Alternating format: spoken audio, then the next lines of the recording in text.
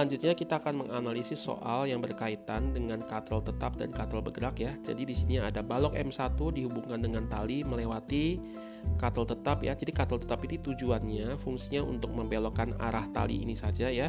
Lalu dihubungkan dengan katrol bergerak. Jadi kalau ini gerak ke kanan, maka ini kan talinya akan turun ya. Di sini baloknya akan turun. Berarti katrol ini tidak diam tapi bergerak bersama dengan M2 ke bawah ya. Dan di sini ujungnya diikatkan kepada suatu langit-langit ya. Diketahui percepatan gravitasi G, M1 dan M2 juga diketahui, lalu bidang ini licin ya. Jadi balok ini tidak mengalami gaya gesek di sini.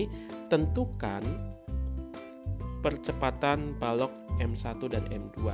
Nah, ini kasus ini teman-teman harus selain bisa menganalisis diagram benda bebas, tapi juga perlu tahu relasi antara gerakan balok ini dengan turunnya balok ini, atau relasi antara kasus spesifik yaitu katrol bergerak. Teman-teman bisa menonton video saya sebelumnya ya mengenai katrol bergerak, di situ relasinya seperti apa. Sekarang kita coba gambar diagram benda bebasnya untuk benda 1. Di situ dia mengalami yang namanya gaya normal ya dari lantai N1 ke atas karena dia ada berat ke bawah M1G lalu ditahan oleh ini lantai ini ya, ada N1. Lalu dia di sini kan talinya tegang ya, karena ini kan ada tarikan ke bawah ya, oleh berat ini menarik ke bawah, lalu di sini ada tegangan, maka ini juga tegang talinya. Tegangan ini akan menarik ini, jadi bagi benda 1 ada tegangan ke kanan. Perhatikan untuk katrol tetap ini ya, tegangan tali ini juga sebaliknya T1 dan T1, lalu di sini dia ketarik ke bawah juga ya, T1 juga gini. Lalu katrol ini ada berat M katrol ya dikali G, lalu ada gaya penahan. Karena kalau enggak di sini ada gaya ke kiri, gaya ke bawah, katrol ini harusnya geraknya ke kiri bawah. Tetapi kenapa katrol ini bisa fix diam di tempat? Karena ada gaya penahan yang ke kanan atas, ada logam yang dipasang ini ya. Lalu di sini ada katrol bergerak ya. Di sini ada ada gaya T2 ya, tegangan tali ke bawah, lalu di sini ada T1 yang ini. Nah, ini harusnya ada juga M katrol 2 kali G, cuma saya nggak gambar saja ya. Ini juga harusnya tidak perlu karena katrol ideal M katrol kali G, M katrol itu dianggap 0. Ya, cuman saya gambarkan supaya teman-teman ingat nanti ini ada sense di mana ketika kita membahas soal-soal yang lain ini diperlukan ya. Tapi untuk kasus kelas 10 di mana gaya gesek belum diperhitungkan, katrolnya masih katrol ideal, maka katrolnya ini licin, lalu masa katrol diabaikan. Makanya di katrol bergerak ini saya nggak gambarkan ya, nanti juga terlalu padat di sini kalau penuh. Balok yang kedua ada tegangan tali T2. Perhatikan ini karena talinya sama ya, lalu katrolnya licin, tidak ada gesekan, maka ini T1 semua. Tapi ini tali yang lain kan, berarti ini T2, ini T2. Ya, aksi reaksi ya, ingat ya, ini sama ini aksi reaksi, ini sama ini aksi reaksi, beda arah tapi besarnya sama dan bekerja pada dua objek yang berbeda, T2. Oke. Nah, sekarang kita coba analisis hukum Newtonnya. Di hukum Newtonnya kita akan lihat pada balok 1, sigma Fy sama dengan 0, sigma Fx sama dengan M1 kali A1.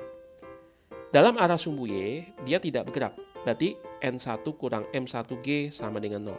Dapat N1 sama M1 kali G. Dalam hal ini sebenarnya ini tidak terlalu kepake ya, karena untuk materi kelas 10 ya, kecuali kalau ditanya berapa gaya tekan lantai pada balok 1. Nanti untuk kasus di mana ada gaya gesek baru ini akan sangat diperlukan ya. Lalu kemudian benda ini bergerak dipercepat ke kanan. Ingat tadi ini turun, ini ke kanan ya. Berarti sigma Fx tidak 0 tapi M1 kali A1, hukum Newton yang kedua. Apa yang menyebabkan ini ke kanan? Lihat diagram benda bebas benda ini ya, ada T1. Berarti T1. Katrol ini tetap ya, tidak ditanya gaya tahannya pada katrol dan sebagainya, hanya untuk membelokkan arah tali ini juga, ini nggak perlu dianalisis. Ini kita perlu analisis ya, katrol bergerak. Kenapa? Karena ada dua tali yang berbeda. Ini ada tali 1 ini ya, tali 1 ini ada tali 2. Nanti kita mau cari hubungan M1 dan M2 harus melewati peralihan ya, tali 1 ke tali 2, tegangan tali ya. Makanya peralihan itu di katrol bergerak ini ada T1, ada T2. Ini kita perlu analisis ya. Oke, sekarang untuk katrol bergerak ini dikatakan bahwa sigma Fy sama dengan MK kali AK ya. Perhatikan bahwa masa katrol tadi 0 karena ingat katrol ideal ya, masa katrol diabaikan. Dia turun sejauh A2, percepatan yang dipercepat ke bawah.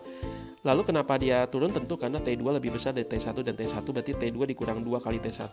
Nah, kita dapat karena ini sama dengan 0, berarti T2 sama dengan 2 kali T1. Nah, ini peralihannya ya, hubungan antara tegangan tali yang pertama dengan tegangan tali yang lain, yang kedua ini. Sekarang benda 2 ya, kita bisa dapat bahwa total gaya dalam arah sumbu Y itu adalah M2 massa benda ini dikali percepatan ke bawah A2 ya.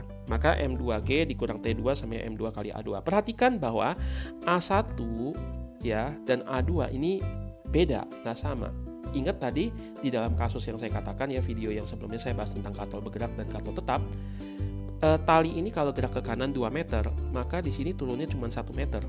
Ya, dengan kata lain ya, benda yang diikatkan pada tali yang memutari, perhatikan ya, tali yang memutari katrol bergerak itu 2 kali pergerakan tali yang diikat pada pusat katrol bergerak.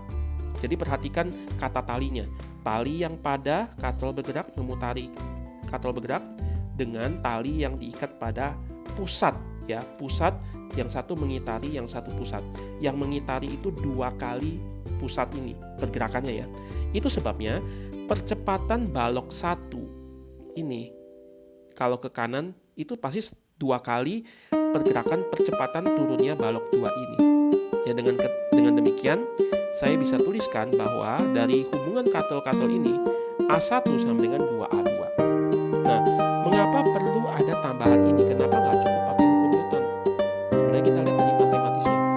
Setelah kita menggambar diagram benda bebas, analisis hukum Newton, kita dapat persamaan matematik. Nah, dari sini kita betul-betul hanya mengerjakan matematiknya saja karena urusan fisiknya kita sudah kelar gitu ya sebenarnya ya. Tetapi perhatikan dalam matematik ada banyaknya variabel, itu tergantung ada berapa banyak persamaan supaya kita bisa menyelesaikan persamaan itu ya. Misalnya ini sudah diketahui N1 oke nggak masalah, dan ini nggak terpakai. Kita lihat ini T1 sama M1 kali A1. A1 nggak diketahui, T1 nggak diketahui kan. Lalu kemudian di sini M2G diketahui, A2 nggak diketahui, T2 nggak diketahui. Nah di sini T2 belum diketahui, T1 belum diketahui juga. Jadi ada berapa variabel yang tidak diketahui? T1, A1, T2, A2, ada 4 variabel tidak diketahui. Nah itu sebabnya kita perlu secara matematis perlu 4 persamaan supaya bisa. Kalau cuma 3 nggak akan ketemu angkanya unik, jawabannya berapa nggak akan ketemu ya. Kalau apalagi persamaan cuma 2, apalagi persamaan cuma 1, ada 4 variabel ya nggak akan keluar gitu ya nilai secara angka solusinya gitu ya secara unik. Nah untuk mendapatkan solusinya kita perlu 4 persamaan. Maka ini persamaan 1, persamaan 2 sudah ada, persamaan 3 ya. Nah kurang 1 kan. Nah dari sini. Jadi hubungan antar katrol ini penting ya untuk menambah 1 persamaan. Fungsinya di situ.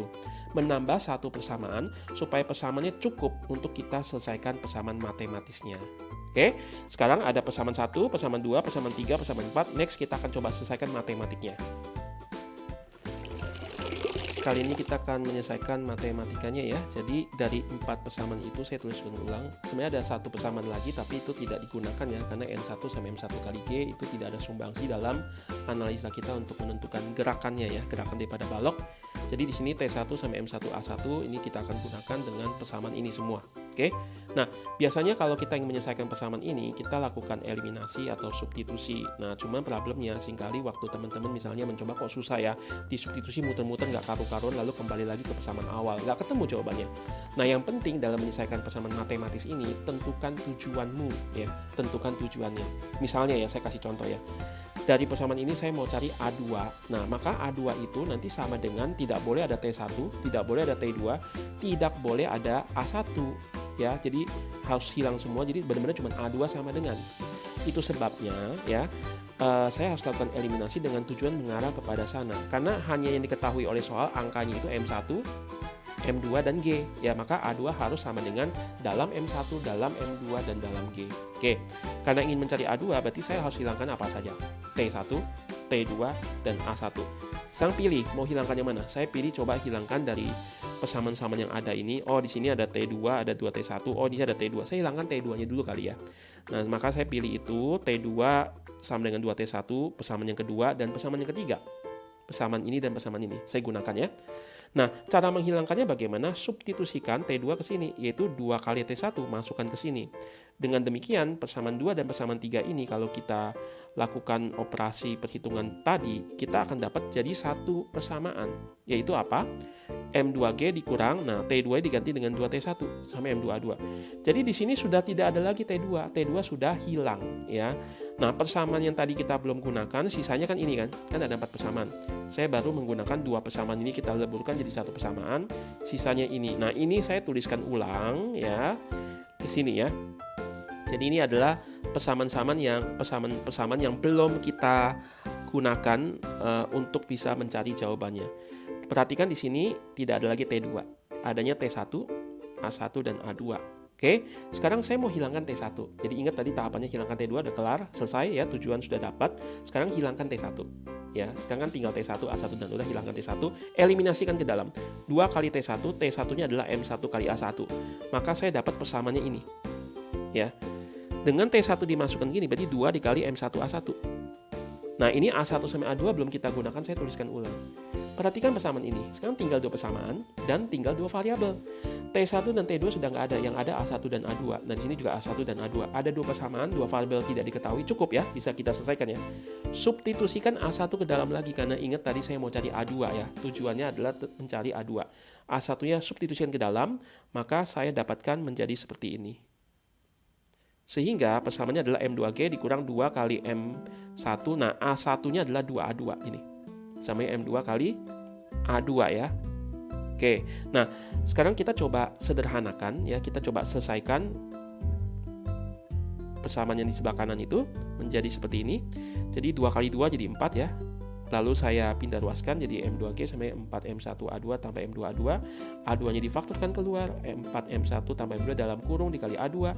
A2 sampai M2G dibagi dengan 4M1 tambah M2. Oke, kita dapat solusinya, A2-nya adalah ini. Nah, bagaimana kalau kita mencari A1? Boleh gak sih A2-nya ini ya, saya masukkan ke sini. Lalu saya dapat T2 kan? T2 dalam M dan G. Kemudian T2 ini saya masukkan ke sini. Saya dapat T1. Nanti T1 ini dalam M1, M2 dan G. T1-nya saya masukkan sini. Dapat M1, M2 dan G, dalam hal ini dapat A1 sama dengan. Boleh, tapi panjang ya kan? Maka saya gunakan yang paling simple. Cari persamaan yang paling sederhana, tinggal disubstitusi langsung dapat, misalkan ini. Saya gunakan ya persamaan itu ya, sehingga ketika saya memasukkan A2 ke sini tinggal 2 kali ini langsung ketemu jawabannya, berarti A1 2 kali M2G ditambah 4M1 tambah M2.